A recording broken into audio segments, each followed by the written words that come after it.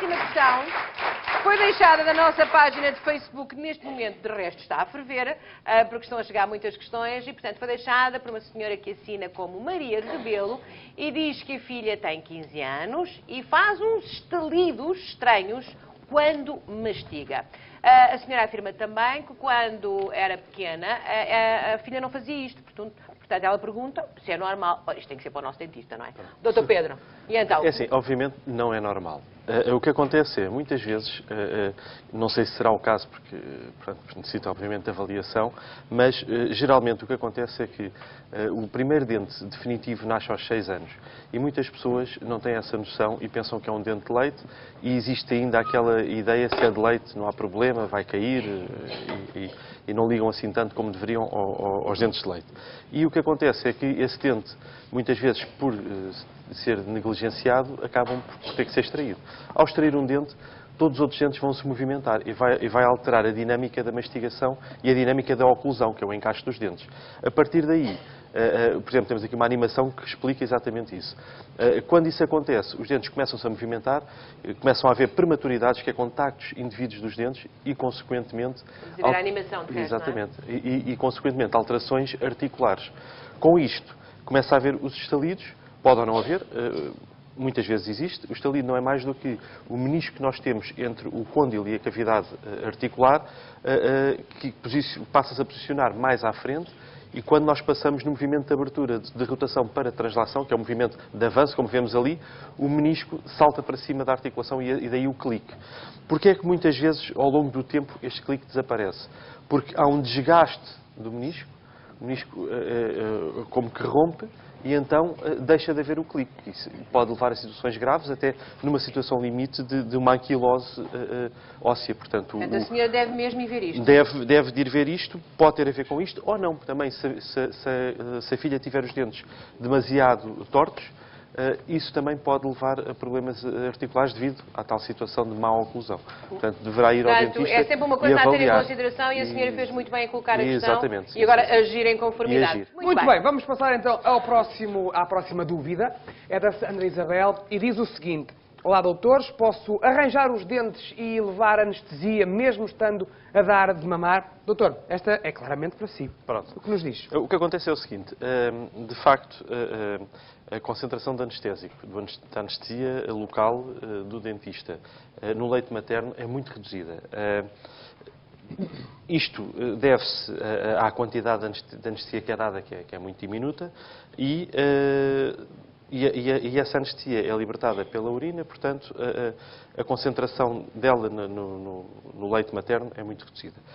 O que acontece é, muitas vezes as pessoas têm medo de qualquer efeito que possa ter na criança. E então aquilo que é aconselhável, se a pessoa não se sentir confortável, ir ao dentista e amamentar, é, antes de ir ao dentista, retirar o leite com a bomba, não é? E depois, nas 12 horas seguintes, dar à criança aquele leite que retirou. Obviamente, durante esse tempo vai ter que ir tirando o leite materno e desperdiçado, e está fora, não é? E depois, então, a seguir, dar esse... Portanto, pode depois voltar a dar de mamar sem qualquer problema. Existe também um tipo de anestesia que, apesar de ser o mesmo anestésico, que é a anestesia osteocentral ou diploica, que aí a quantidade de anestésico ainda é menor, cerca de 1/4, e então, obviamente, a concentração no leite ainda é menor. Portanto, não há, assim, grande problema nesse tipo de ir ao dentista e continuar a alimentar a sua criança, não é? Sim, o Dr. Pedro quer dizer qualquer coisa. E só aproveitar a oportunidade para dizer que todas as mulheres que planeiam engravidar, uma das coisas que devem fazer é uma avaliação prévia com o dentista e fazer todos os tratamentos que tenham a fazer. Degrada um bocadinho, não é? Porque o que acontece é o seguinte, as pessoas têm muito a ideia da medicina dentária corretiva, que é depois ter um problema tratado. Mas muito melhor é a preventiva. Claro. E se a mulher, quando é uma gravidez planeada e vai a todos os médicos para saber se está tudo bem, uma das coisas importantíssimas é ir ao dentista. Porque, inclusive, existem estudos que demonstram que dentes cariados e doença periodontal pode provocar partos prematuros e doença de crianças com baixo peso. Portanto, é muito importante o tratamento dentário prévio à gravidez. Agora, também existe uma situação que as mulheres têm muito medo, eu estou grávida e agora o que é que eu faço? Posso tratar? Pode e deve. É muito melhor ter uma boca tratada do que uma boca com cáries e com problemas que vão passar para o feto. Têm muito medo da anestesia na gravidez. Existe uma barreira que é a placenta, que vai limitar a entrada de anestésico para o feto, portanto não há problema de maior. Agora, não fazer tratamentos meramente cosméticos, não tem sentido. A mulher ir ao dentista porque quer fazer um tratamento cosmético ou fazer umas capas, isso faz depois. Quando tiver o bebê já cá fora, digamos assim. Um tratamento que é contraindicado na gravidez, que é muito importante, é o branqueamento. Portanto, uma mulher grávida não branqueia. Lava os dentes. Contraindicação muito bem, muito bem. Mulher grávida não branqueia, lava o dente. Muito bem. Agora, essa conversa fez lembrar a minha mãe, que eu cresci com a minha mãe. Estás a ver estes dentinhos? Foste tu que me desse cabo deles.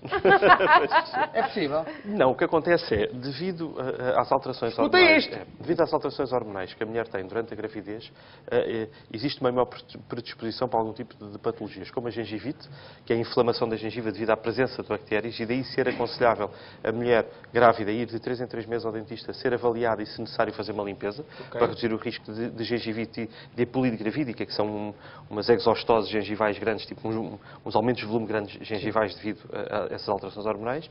E existe também uma concentração maior de açúcares na saliva devido a essas alterações. Inclusive também existe mulheres que desenvolvem diabetes gravídico e como tal, existe um pouco uma maior propensão a cáries.